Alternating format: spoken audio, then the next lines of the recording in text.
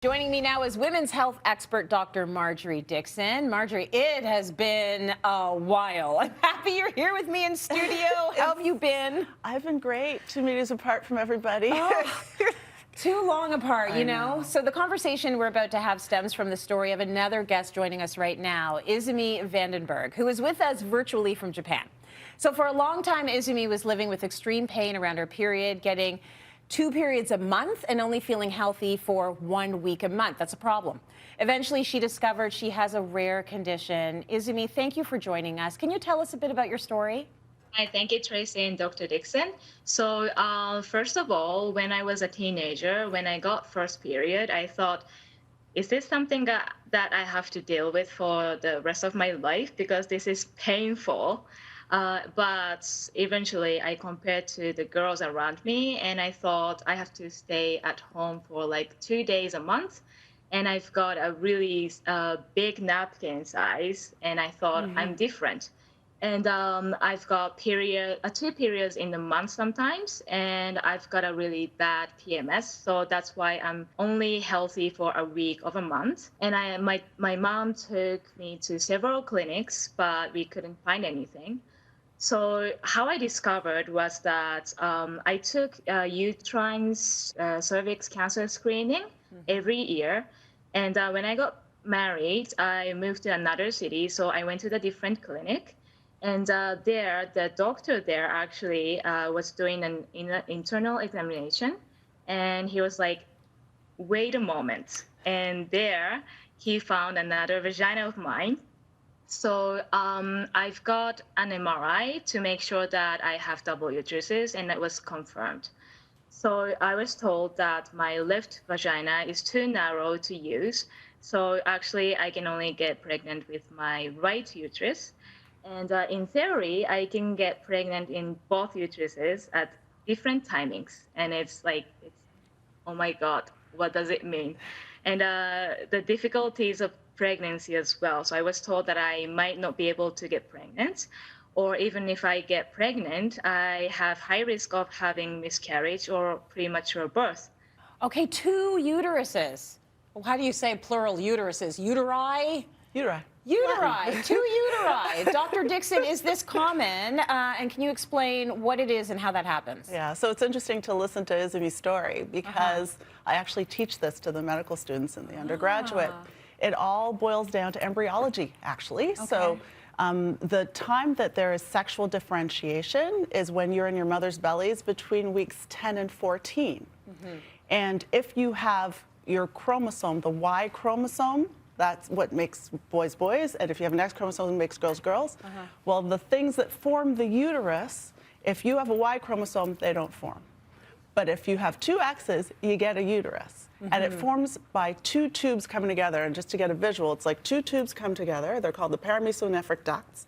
And then the ends become the fallopian tubes, and the middle part fuse together and then has to re-hollow out. So there's a fusion, and then there's a hollowing out. There can be problems all along that process happening. And sometimes you can end up with a half a uterus. You can end up with 2 full uterus collecting systems. And it was interesting how she said she went to a gynecologist or a doctor and they saw that there were 2 vaginas. This happens actually because the top 2/3 of the vagina come from these tubes as well. And the lower third of the vagina comes from something else embryologically. So it's all about how we form. It happens in only 2 to 4% of women.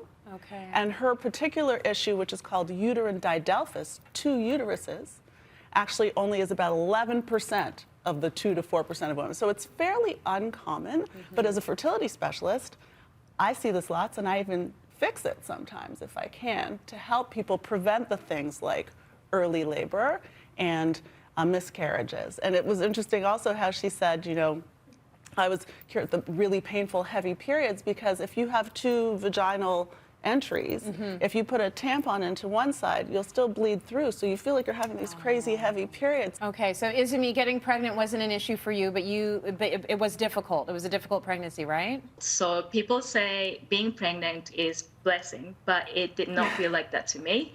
It was very blessing to have a child in my belly, but it wasn't because I had so many issues. So the first issue I had was actually I almost had miscarriage at the week of 5. And the second issue was that I had a really bad morning sickness. I don't know if that's something to do with my 2 uteruses. And the third issue actually that was really, really like stressful was that I was denied at clinics, several clinics, because of the difficult case that I have. And I was worried that, can I get this baby out of my body? Then I finally found a doctor who is actually very famous in Japan when it comes to problem pregnancies. And at week 28, I had an extreme pain and I started bleeding. And it was for 2 weeks. And I had contractions every 30 minutes for some days. And the doctor was so ready to have an emergency C-section.